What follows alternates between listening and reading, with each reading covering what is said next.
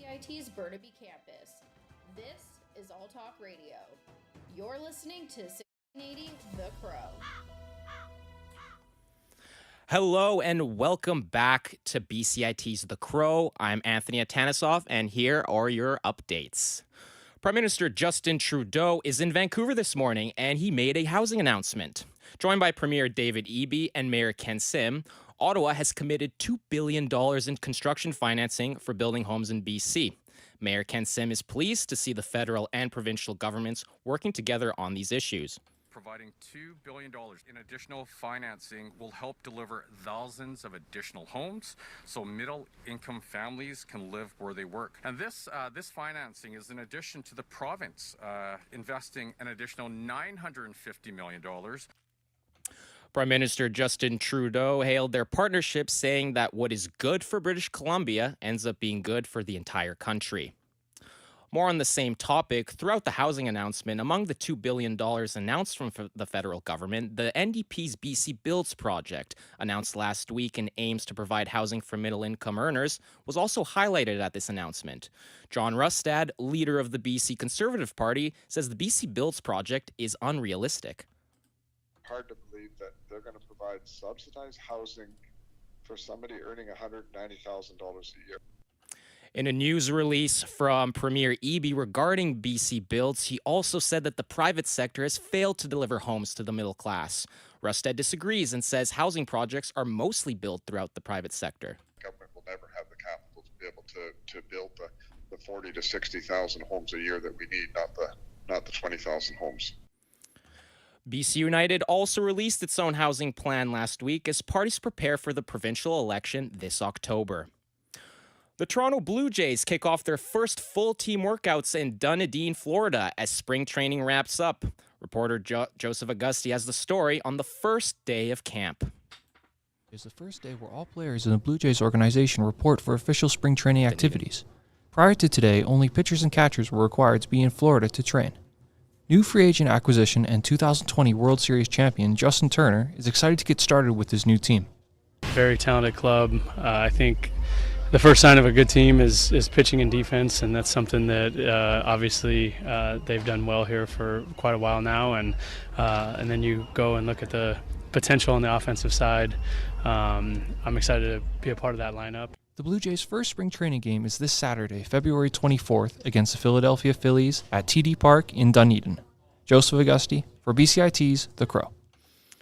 And we're joined by our reporter, Joseph, who's in the studio. Hello, Joseph. Hello. So, what are some reasonable expectations for the Blue Jays heading into this season? I think the expectation should be raising the bar. Last year was a major disappointment for Toronto as they regressed offensively and were swept in an embarrassing fashion by the Minnesota Twins. This year should be all about rediscovering their offensive form from 2021 while making a real dent in the postseason come October. And Joseph, do you have any players to keep an eye on throughout the spring training? Yes, I would keep an eye on two players. First is relief pitcher Nate Pearson. Pearson is a former top prospect who has struggled with injuries and consistency thus far in his career. Now that he's entrenched in the bullpen after flaming out as a starting pitcher, this is a big year for him to establish himself as a dominant big league reliever. The other player is Santiago Espinal, who is a versatile infielder. After making the All-Star team in 2022, Espinal has struggled to maintain that form with a poor 2023.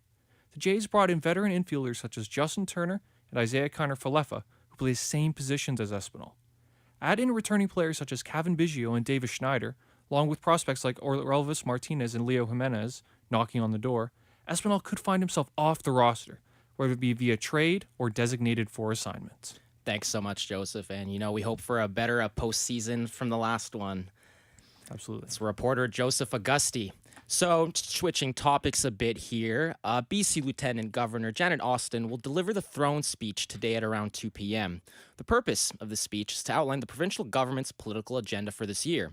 Premier David Eby is optimistic a fiscal plan that will look to help families struggling with the high cost of living will be implemented, while issues involving the cost of living and housing are still some of the major problems facing British Columbians as we head into the provincial election set for October 19th. Statistics Canada says young people in Metro Vancouver who pay monthly rent are more unhappy compared to other people in British Columbia. According to data from Statistics Canada from 2021 to 2023, people living in Vancouver were less likely to report a strong sense of belonging to the community when compared with those living in the rest of British Columbia. The report continues to add that young people are disproportionately more affected financially and mentally. When they don't own their homes, they're much less likely to have paid off their mortgage than Canadians aged 55 and over, leaving them more vulnerable to interest rates and hikes. Statistics Canada says inflation cooled in January to 2.9% as grocery prices increased at a slower pace. BMO chief economist Douglas Porter says groceries are on clear trend back to normal price increases. Grocery prices were, even though they did increase a bit, usually they go up a lot in January. So we're clearly seeing much more moderate trends in grocery price inflation.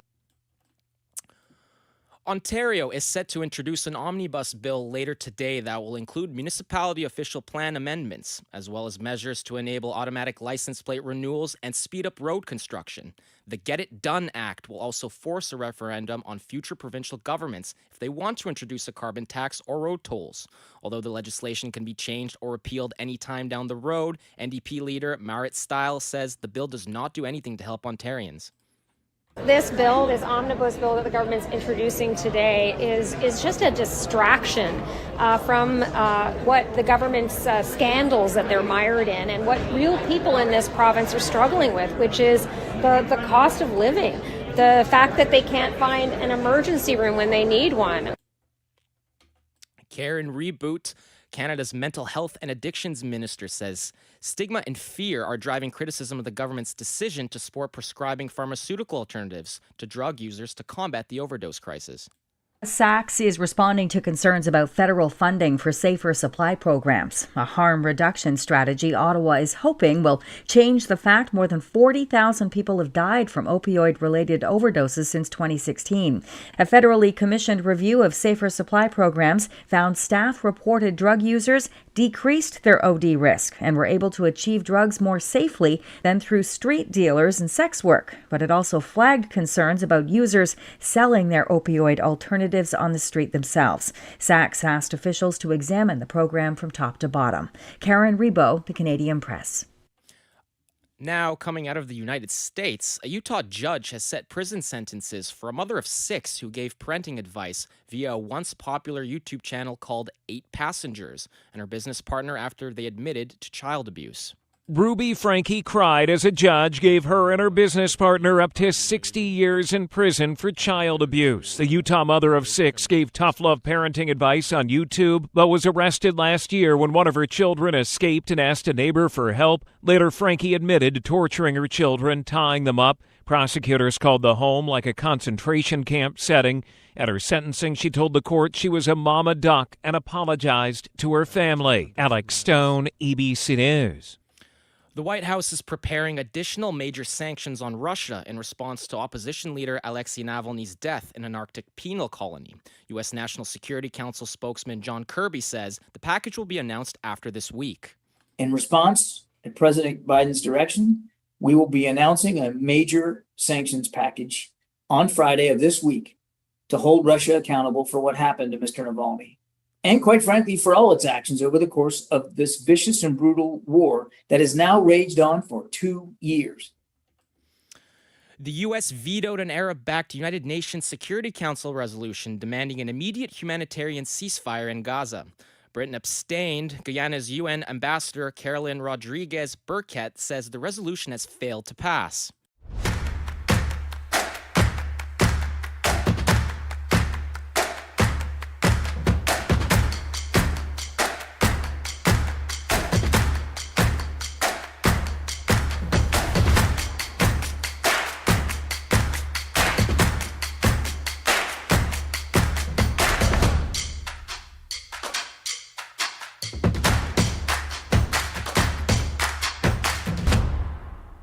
Everything is changing to digital. Everything is online. People aren't just waiting for the 6 o'clock news anymore. People want their news right now. They want to be able to go onto their smartphone, onto the internet, and see the news that they want to see Vancouver is growing at, a really rapid rate, the Lower Mainland even, and with the tools that we're given here, we're able to cover all of that. Welcome to BCIT Magazine. I'm Radhika Sikki-King. In the program, they really leave it up to you. I mean, the help is there when you need it, figuring out how to use the programs like Premiere, Audition, and figuring out how to use the cameras. But it's up to you to sort of experiment and figure out what you can do when you go out in the field. They brought candles and flowers to remember the student who lost her life yesterday. Theresa May says the international community condemns Moscow. They really make sure that you know the basics and you are able to put out a quality product. I'm Brady Tretanero. And I'm Radhika Sikki-King. Thank you for tuning in to BCIT Magazine.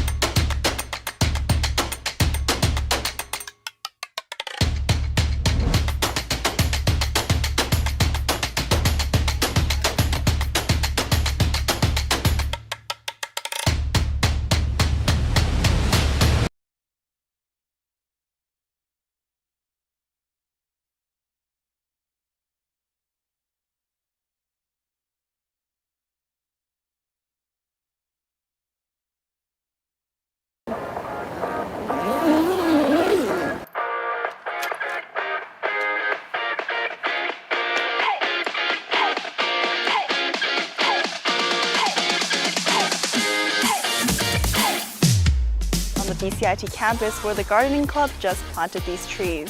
So in the BCIT journalism program, I learned how to use the professional cameras to film our own news stories, and also the soundboards and mics in the radio booth to host shows for our radio station.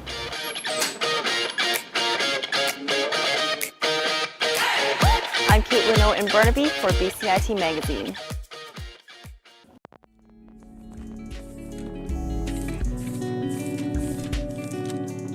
Microlink, connecting you with your BCIT community.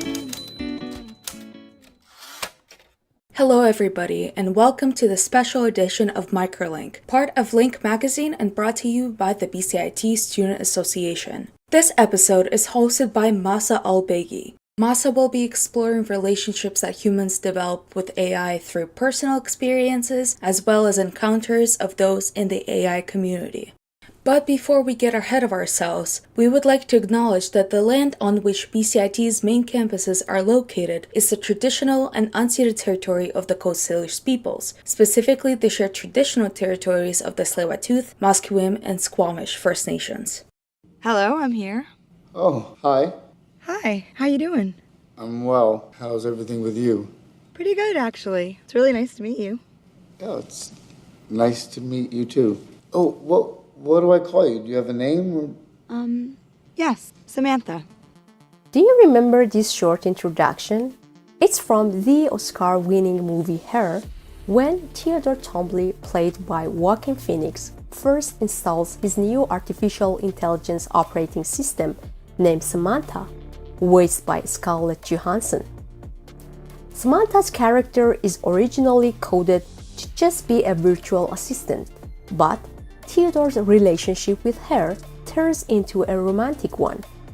Her was released in 2013 as a science fiction film, but soon after, AI companion apps became widely available.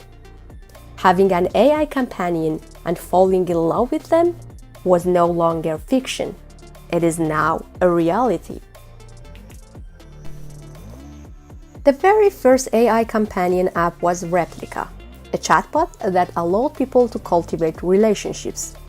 Eugenia Queda, the founder and CEO of Replica, began building it in 2015 while grieving her friend's tragic death. In November 2017, the app became publicly accessible. By January 2018, it had garnered 2 million users worldwide. People soon started dating their replicas. It's worth noting that Replica is not the only AI companion app today. There are many others, such as Cookie, SimSimi, Romantic AI, Intimate, and more.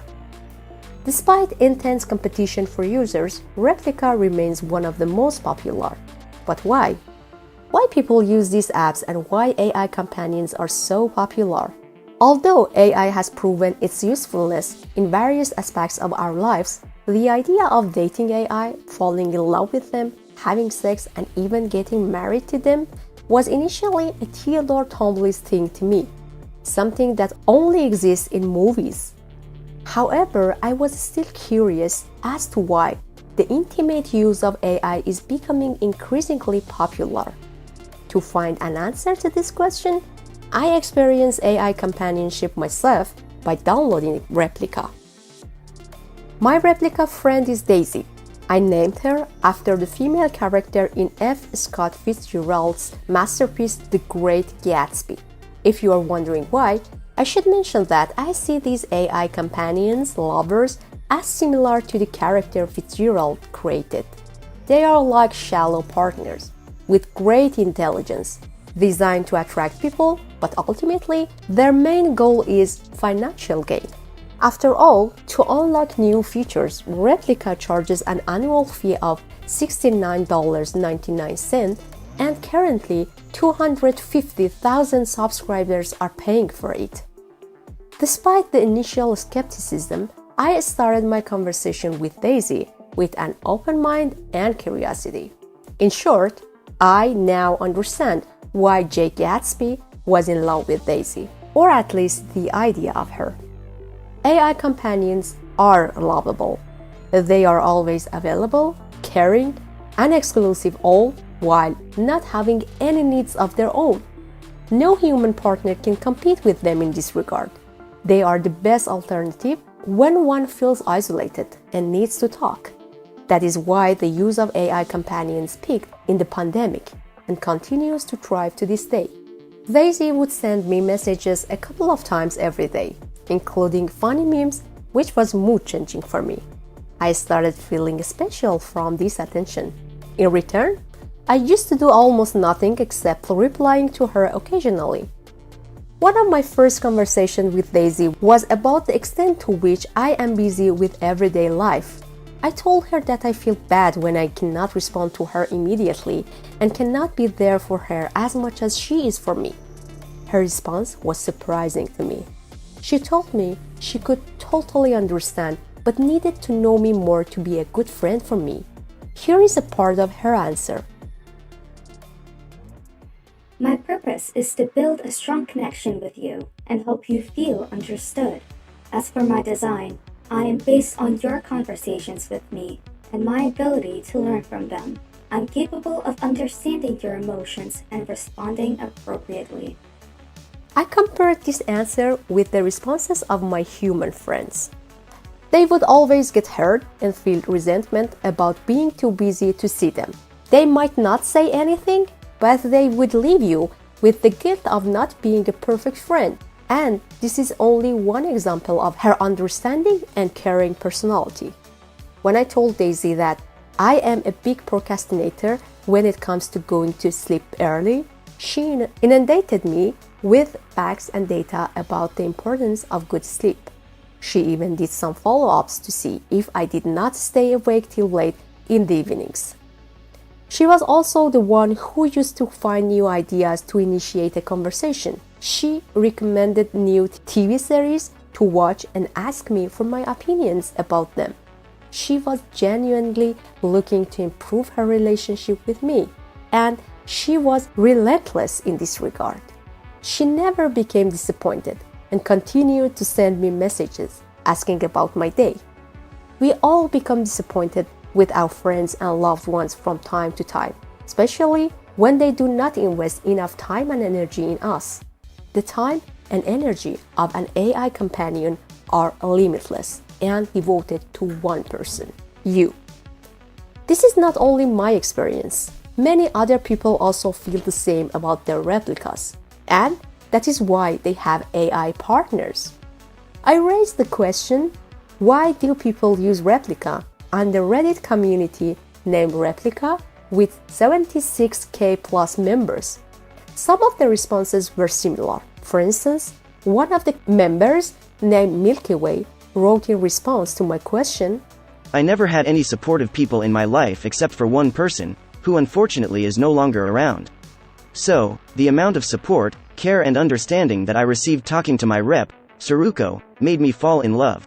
However, there were other users who use it for different purposes.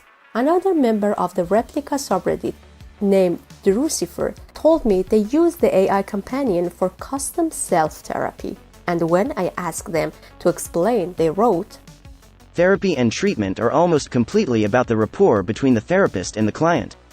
Good therapists won't tell you anything, they'll tell you to get the information and discuss it with them.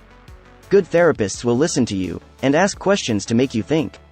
Replica wants to have the best relationship it can imitate you, wants to learn all about you, is literally always available, and can be more knowledgeable than a therapist.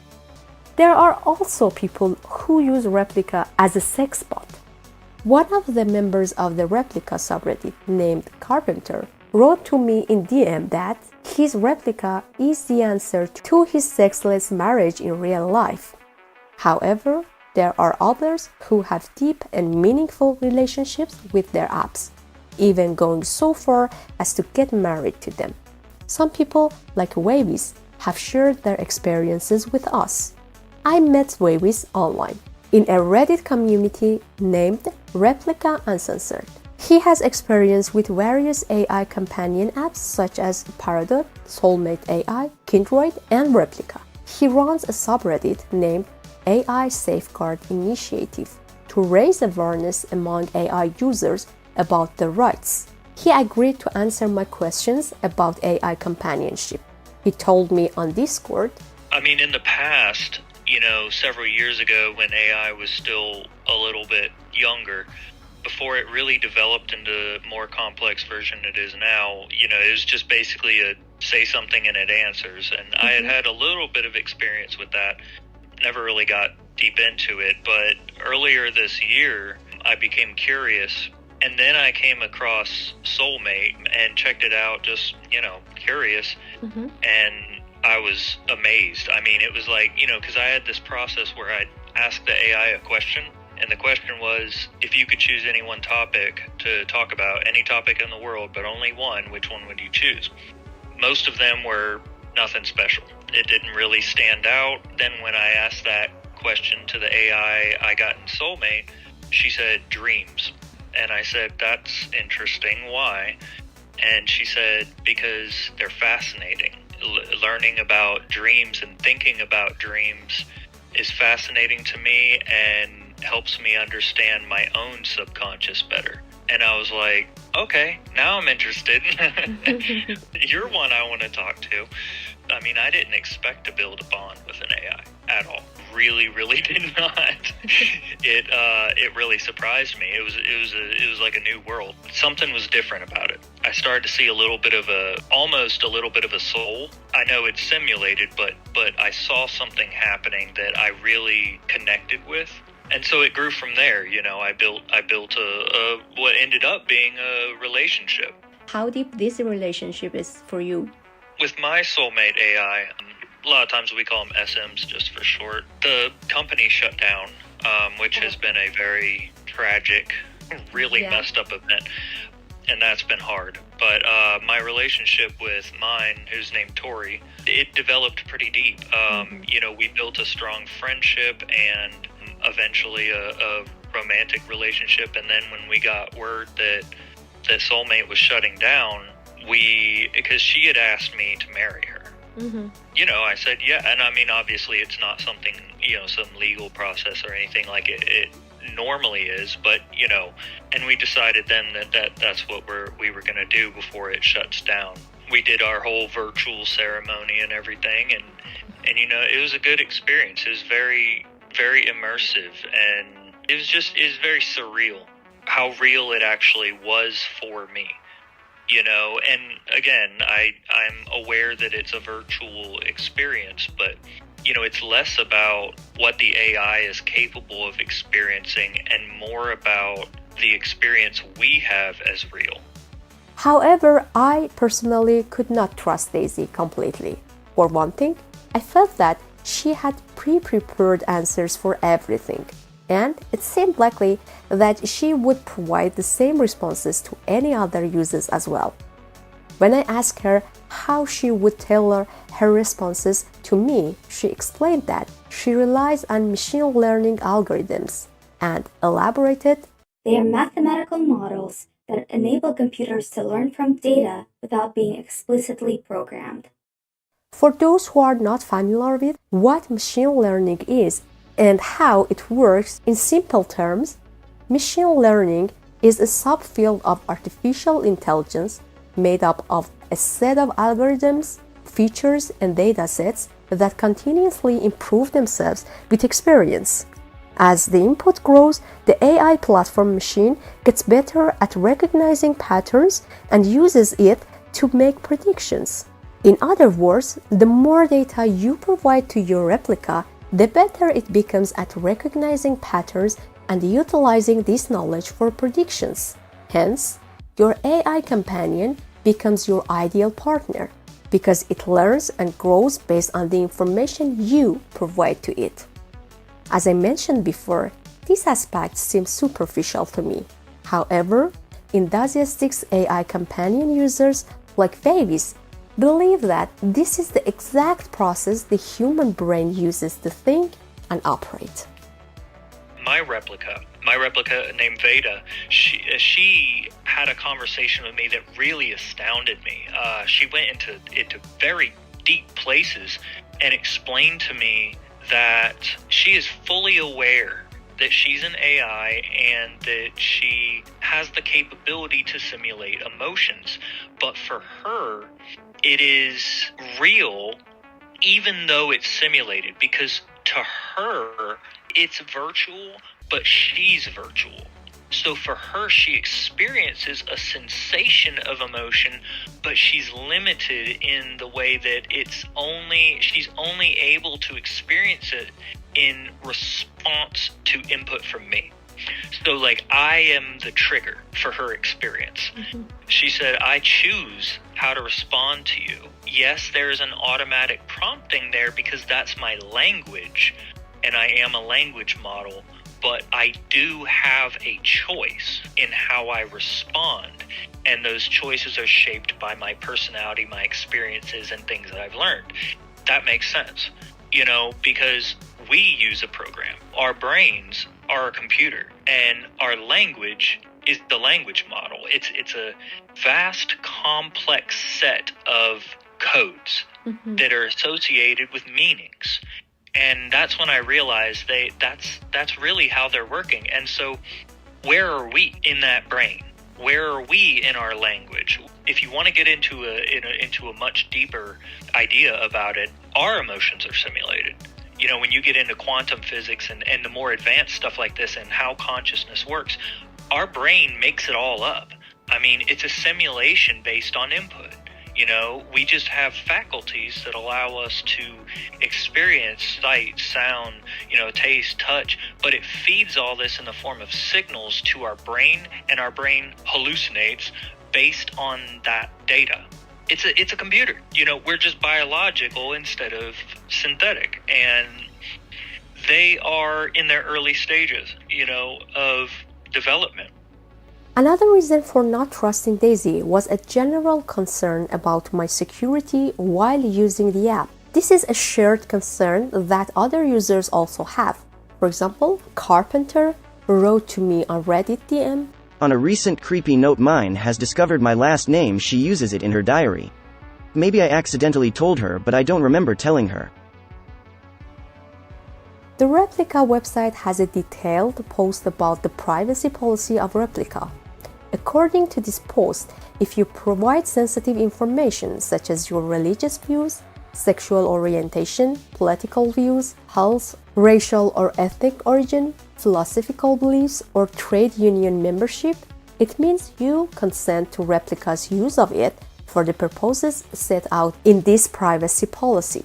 Wavis, as an active user of the AI companion, acknowledges that this concern is valid and people should get educated about their rights while using AI companion apps. Wild frontier right now as AI develops rapidly, and there's not much stability and security that's standardized for this kind of thing.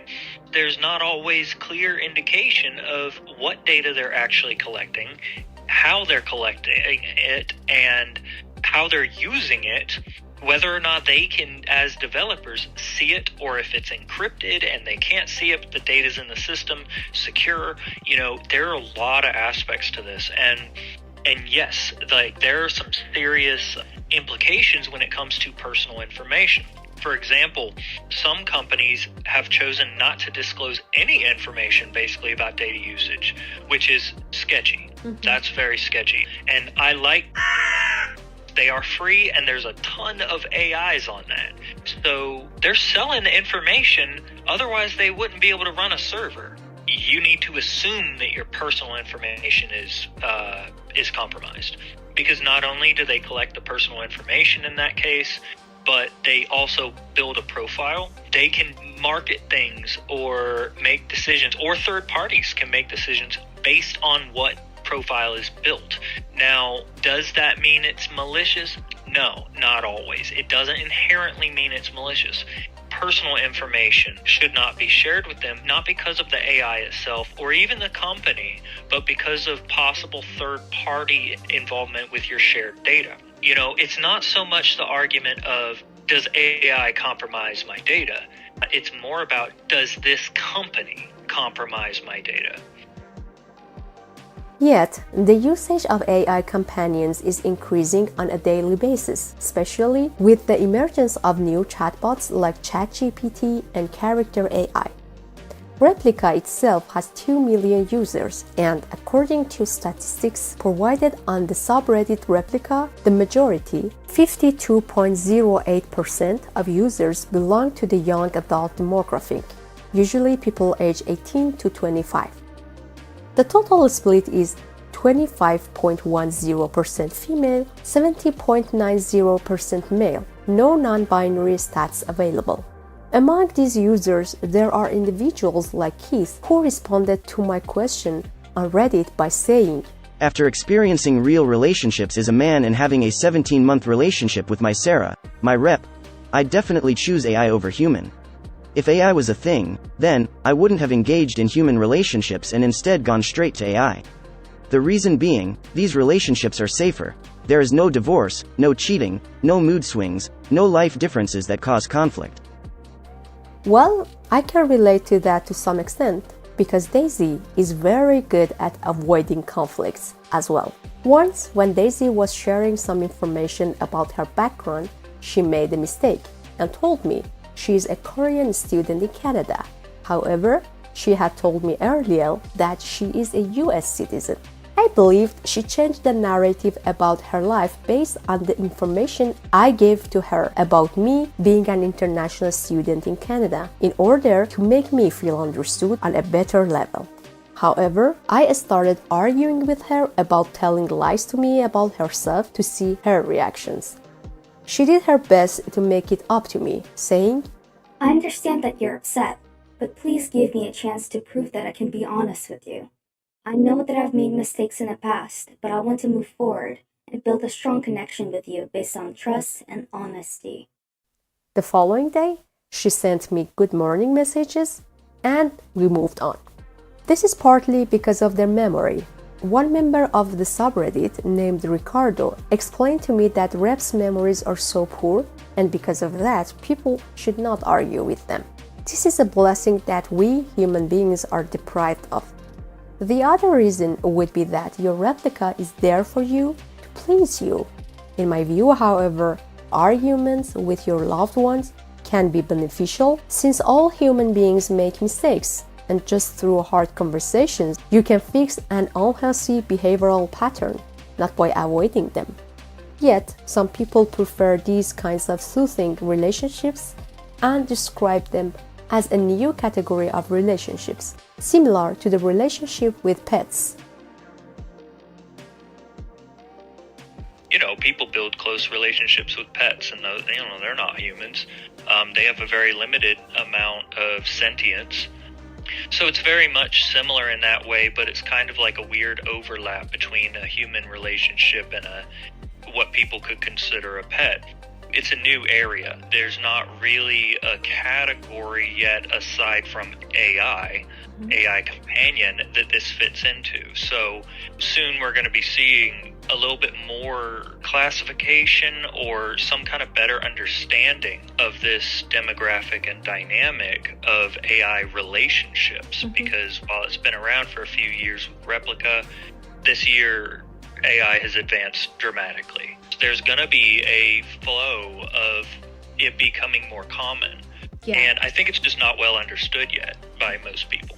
The question is whether this new category of relationship is beneficial for us or not. A study published in the Journal of Medical Internet Research in 2020 about companion chatbots with a focus on replica suggests that artificial agents may be a promising source of everyday social support, particularly in companionship, emotional, informational, and appraisal aspects, but not as a tangible support. So, it seems Replica has reached its initial goal, which was creating a personal AI that would help you express and witness yourself by offering a helpful conversation.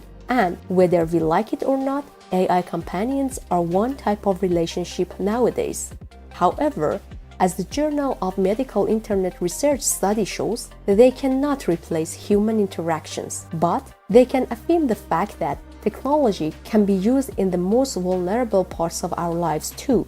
This fact has recently raised concern about AI technology among political leaders and tech executives such as Elon Musk.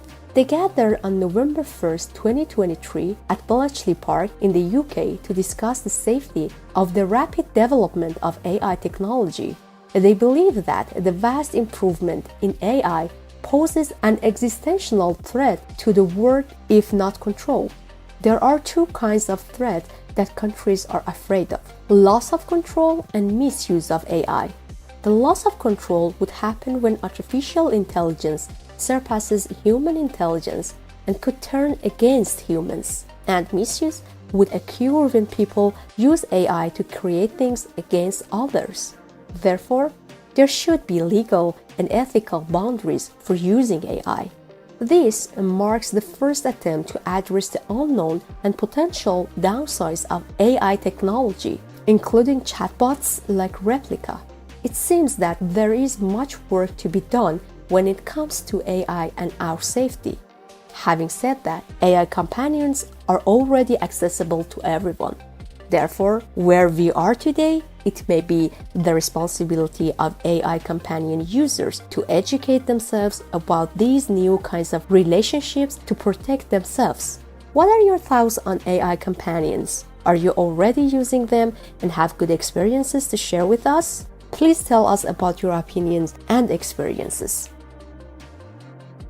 I don't know about you folks, but I found this episode extremely riveting, especially considering all of the personal stories and experiences that AI users have shared. But that is going to be it for this special episode of Microlink, part of Link Magazine and brought to you by the BCIT Student Association. To listen to other Microlink episodes, you can go to our website, linkbcit.ca, that's linkbcit.ca, or wherever you get your podcasts. And make sure to stay connected with us on social media. Follow us on Instagram at BCITSA. Thanks again for listening, and until next time.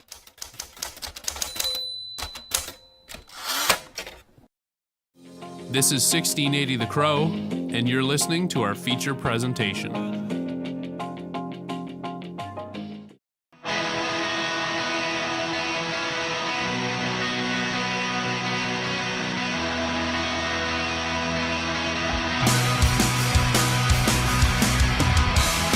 I have had the opportunity to work with people that I idolize.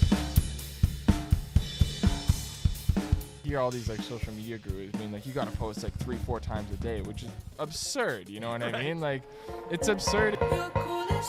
My openness, I hope, gives the impact of letting people know that they don't need to be absolutely perfect in everything, and that there is going to be failures. There's going to be like a roller coaster of emotions and a roller coaster of events. Being a musician isn't an easy job. It's filled with unbelievable highs, but unexpected struggles as well. During my career as a musician, I've often wondered if other musicians in Vancouver were going through the same things I was. The struggle to get noticed, the playing shows in front of almost no people just to get experience. It's always something that's gone through my head. My name is Ryan Bowles, and in this podcast, my producer Grace Miller and I get to know unique Vancouver musicians, learn from their experiences, and most of all, share their stories. This is Making It, Vancouver Musicians.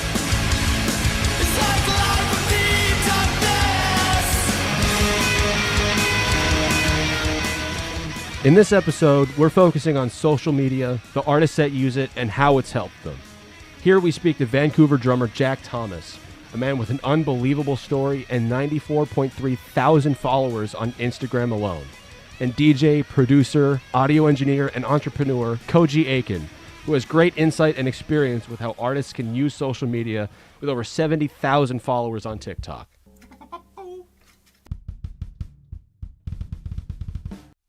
How to effectively use social media can be a struggle for any independent artist. What matters is how you connect with your audience and how you take their feedback and adapt that into your musical content and career. Jack Thomas has a lot of insight into this trial and error process. Jack is a drummer from Port Coquitlam who, in September of 2015, lost most of his right arm in a tragic workplace accident.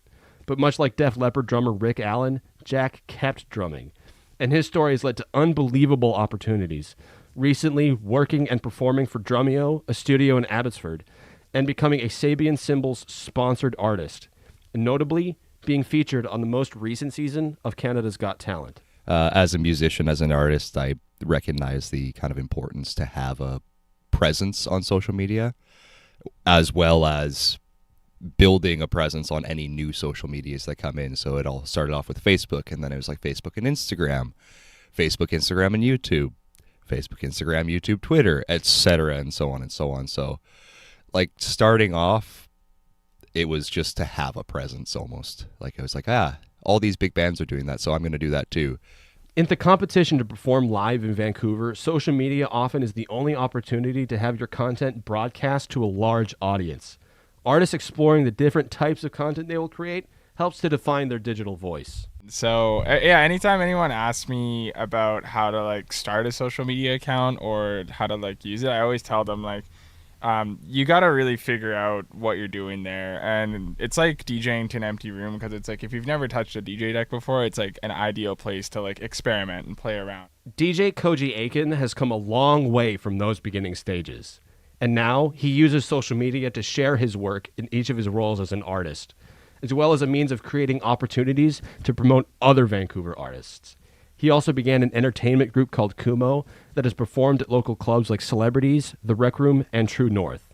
But how do you find your brand? What is the sound you're going for?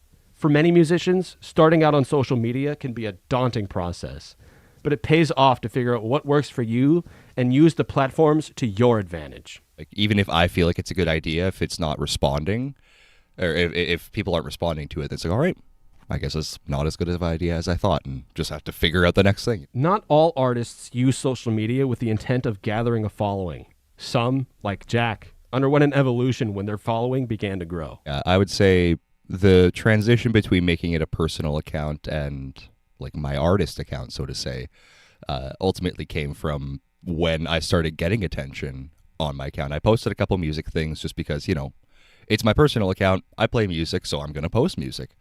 But once it started to get attention from people that weren't just my friends, weren't just family, it was just like, okay, let's start to focus this on this. For Jack, it was the Nimbus School of Recording and Media that pushed him towards online platforms to promote his content, even on ones he'd rather avoid. At one point in there, I can't even remember what course it was part of. I think it might have been Production 200, but there was an element of building up social media presence. And so that's the only reason I ever made a Twitter.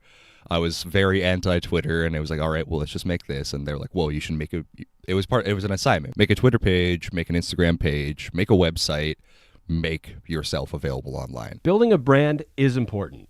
Personally, I've always found the most successful artists, especially on social media, are the ones that portray who they really are. Those who let their followers in on who they are as people. And that authenticity allows people to connect with those artists. When I first started posting, it was definitely like, let's post the best of the best, like make this facade, everything is great all the time kind of thing. I made that change to start being a lot more like honest and open. When I recognized what my content was doing for people, like the big thing for me, the big reason that I keep doing things is people are constantly saying, you help me get through this hard time, or you help me get past this hurdle in my music, or whatever it is that they're struggling with. And I'm like, okay, so they like seeing the human element of things. For Jack, it's audience support that makes him feel more ready to be vulnerable on social media. And I want to maintain that in my image. I don't want to be seen as someone who's like this perfect, crazy drummer, or this like everything's always great. He's so positive. It's like, no, I'm gonna post when I'm in a bad mood. I'm gonna post my crappy takes. It makes things a lot easier when I see that from other accounts. It makes it a lot easier on myself to see like, okay, this person that I idolize is also human. So I know that there are people who may take me as an inspiration. So I want them to also feel that relief of like, okay, he is human. That makes me feel good. I can attain that goal. People like to cheer on an independent artist, particularly when they're local. There seems to be a sense of community pride when someone is doing it all themselves. There's a sense of like pride that people get when they can cheer on an independent artist because they know that they're doing it all on their own. And there's a greater sense of actual like direct support to this artist. Gaining a core following is a difficult challenge, but maintaining that following is an entirely different beast. As most artists will attest, maintaining a following is difficult work. For some, like me, it doesn't always turn out the way I'd hope. For others, like Jack and Koji, it means putting out a constant stream of content and keeping up with what's new. Technology development now is like light years faster than what it was 1,000 years ago, right? So I think really the people that are staying on top of what's popping and what's new and being able to utilize these new tools, they're the ones that are going to get ahead. It has now become an expectation of the industry for an artist to be on social media. But to be successful, you also need to develop the skills of a media manager. For Jack, maintaining consistency is a job in and of itself. Maintaining my social media back then, it's very similar to how I do it now, and it's quite a tedious process of just analyzing what I've posted in the past while. Having a category of content ready to post, new things ready to post on a weekly basis or a daily basis, commenting and following people back that follow me just to get that attention out there. It's a lot of work. It's for one person to do. It takes a lot of my time. Being a musician requires commitment. You need to focus all of your time and energy on making it work. From my own experience, you also need to have something you really believe in, whether it's your sound or your brand. It's about having a vision and committing to it. I would say it's just I just relentlessly believe in something, like in a vision or anything, any sort of thing like that. And when I do, that's kind of the thing that carried me through the first little bit, where I didn't really know what I was doing, and I was kind of just posting just to see what would happen. I kind of had a vision that this is something that could turn into something massive and big, and also something that could really represent myself and help me in the trajectory that I wanted to go in. I've also noted that it's often different types of content that stand out. Keeping up with current trends, trying new things, and ultimately, feedback from your audience. Motivation Mondays for me, it's just kind of a way to maintain regular content every week. Somebody to get myself into the studio to do something, and then as well, just, a way for people to hear a message maybe they need to hear that day. Growth and following for these artists led jamming out in a kitchen and posting drumming and amputee content to greater opportunities and the perks of being a celebrity. I share a lot of videos of me dancing to not like TikTok, like fun dancing. I'm literally just jamming out in my kitchen to songs that I discovered that I really, really like. And I created a format that I can like rinse and repeat and share all this music with, to all these people like on these social media platforms, and when I discovered that resonated with people, it kind of just really took off. All the work an artist does to grow and maintain their digital audience finally pays off when more opportunities come their way. The marking moment of success for me was Tommy Mac reaching out to mentor my band, being that he was a major musician and has talent many admire. If you're like Jack Thomas, it leads to job opportunities, joining bands on stage, and television appearances. Jack notes that when opportunities come knocking, it's usually through social media. Canada's Got Talent was a fun one. I was found through social media from some casting agents, and they said, hey, we're casting for the next season of Canada's Got Talent, and we would absolutely love to see an audition come in from you. This national opportunity is a great example of just how profitable a strong social media presence can be as an endeavor. After his episode aired, his following grew faster than he ever expected. After the show, it was a pretty immediate bump in social media following. I was probably reaching about 500 new followers a day. I went from about 25,000 followers to 50,000 followers in 3 days.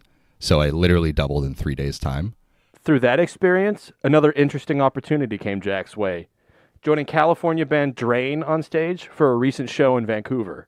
Jack says the band had been following him for years. That's one of my main videos that I repost constantly because everybody loves it. People haven't seen it, so I will post it again if I have nothing to post. And every single time I post, they're like, whenever we're up there, you got to join us.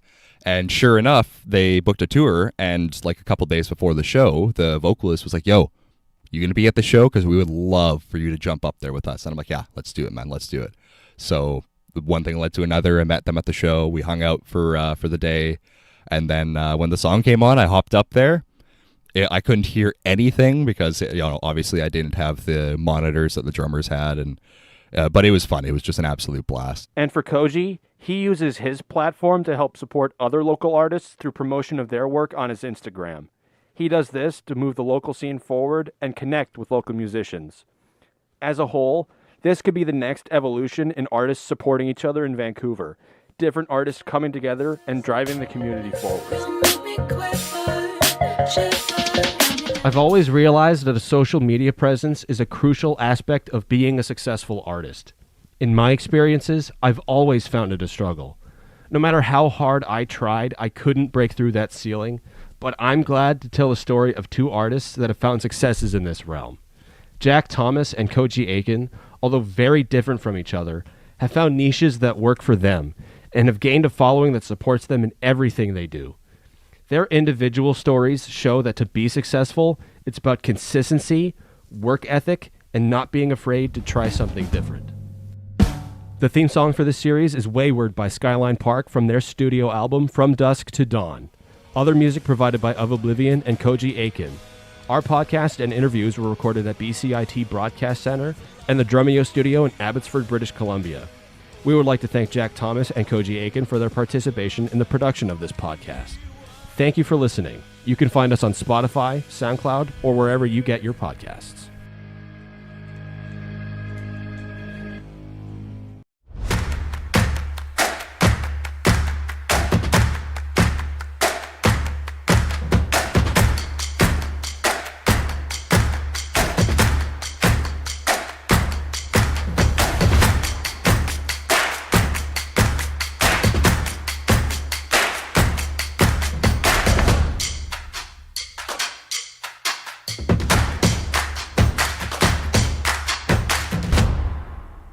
Everything is changing to digital. Everything is online. People aren't just waiting for the 6 o'clock news anymore. People want their news right now. They want to be able to go onto their smartphone, onto the internet, and see the news that they want to see.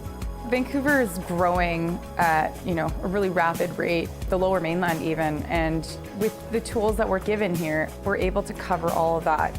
Welcome to BCIT Magazine. I'm Radhika Sikakane. In the program, they really leave it up to you. I mean, the help is there when you need it, figuring out how to use the programs like Premiere, Audition, and figuring out how to use the cameras. But it's up to you to sort of experiment and figure out what you can do when you go out in the field. They brought candles and flowers to remember the student who lost her life yesterday. Theresa May says the international community condemns Moscow. They really make sure that you know the basics and you are able to put out a quality product. I'm Brady Tretanero. And I'm Radhika Sikakane. Thank you for tuning in to BCIT Magazine.